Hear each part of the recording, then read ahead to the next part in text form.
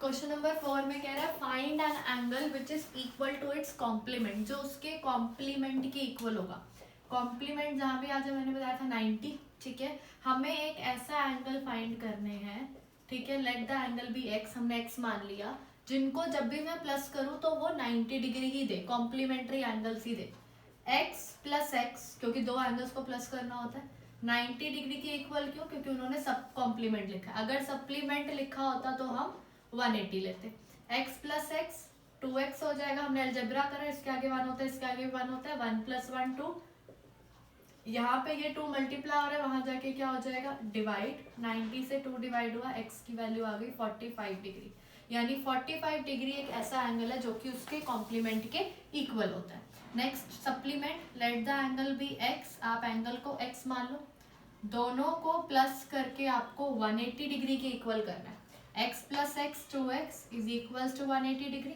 2 यहाँ मल्टीप्लाई हो रहा है, वहां जाके डिवाइड होगा, x आ गया 90 डिग्री। यानी 90 डिग्री ऐसा एंगल है जो कि अपने सप्लीमेंट के इक्वल होगा। नेक्स्ट क्वेश्चन नंबर 7 कह रहा है, क्वेश्चन नंबर 7 में है can two angles be supplementary if both of them are acute. पहला वो मुझे कह रहे हैं अब क्या ऐसा हो सकता है कि दो एक्यूट एंगल, यानी एक मैं 25 ले लेती हूँ। एक्यूट का मतलब पता है ना, एक्यूट का मतलब होता है लेस देन 90, एक्यूट का मतलब होता है less than 90 degree, and obtuse का मतलब होता है मोर देन 90 डिग्री, ठीक है। तो दो एक्यूट, उन्होंने कहा कि ऐसा हो सकता है दो एक्यूट एंगल मिलके सप्लीमेंट्री एंगल बनाए। तो एक 25 ले लेते हैं, एक हम 65 ले लेते हैं।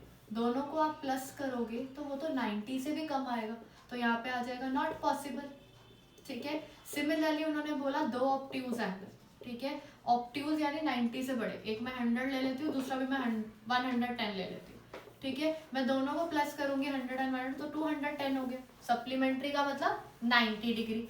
नेक्स्ट थर्ड पार्ट उन्होंने दिया राइट एंगल, राइट एंगल का मतलब 90 डिग्री। अगर मैं दो 90 डिग्री राइट एंगल्स को प्लस करूं तब 180 डिग्री आएगा, तो थर्ड पार्ट हो जाएगा यस। यस, जब आप दो राइट एंगल्स को सॉल्व देते हो तो वो सप्लीमेंट्री है, बाकी दो एक्यूट और दो ऑब्ट्यूज सप्लीमेंट्री एंगल्स नहीं है, ठीक है। नेक्स्ट है question number 8, an angle is greater than 45 degree, is its complementary greater than 45 और इक्वल टू 45 डिग्री, ठीक है। एक जो आपका एंगल है वो ग्रेटर देन 45 डिग्री है। मैंने आपको बता दिया कि मैंने आपको जो एंगल दिया, सपोज करो ये एक है, ठीक है।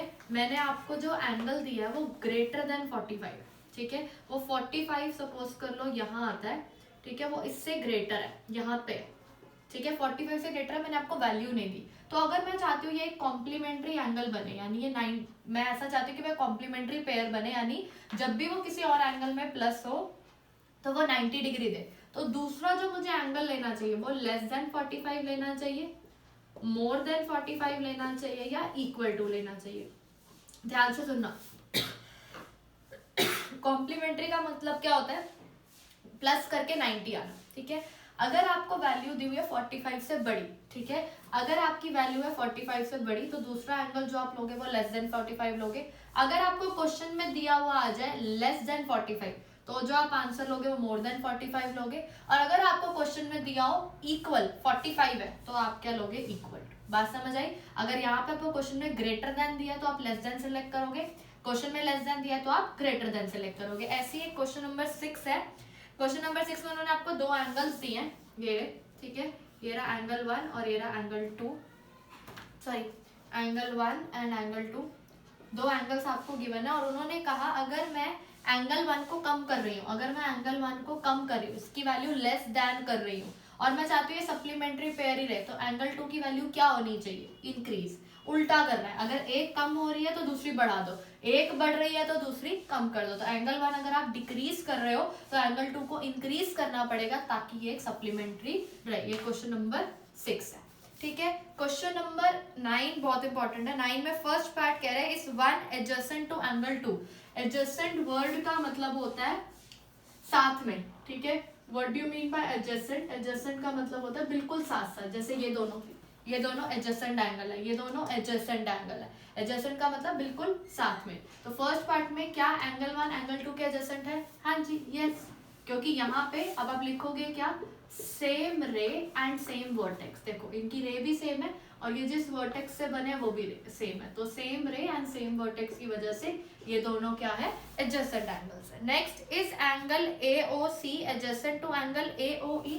क्या एंगल AOC एंगल AOE के एडजेसेंट है? ये रहा एंगल AOC और ये रहा एंगल AOE, क्या ये एडजेसेंट है? नहीं, क्योंकि यहाँ पे तो कॉमन आ रहा है बीच में एक चीज, है ना, ध्यान से देखो तो यहाँ पे एक चीज कॉमन आ रही है, तो यहाँ पे आ जाएगा नो। ठीक है, थर्ड है हमारा, थर्ड देखो, do COE and EOD form a linear pair. Linear pair का मतलब क्या होता है? एक सीधी लाइन। लीनियर पेयर का साफ सीधा मतलब क्या है? एक सीधी लाइन। तो उन्होंने क्या एंगल COE एंड EOD एक लीनियर पेयर बना रहे, ये रहा COE और ये रहा EOD, क्या ये एक सीधी लाइन बना रहे, तो क्या ये लीनियर पेयर है? यस।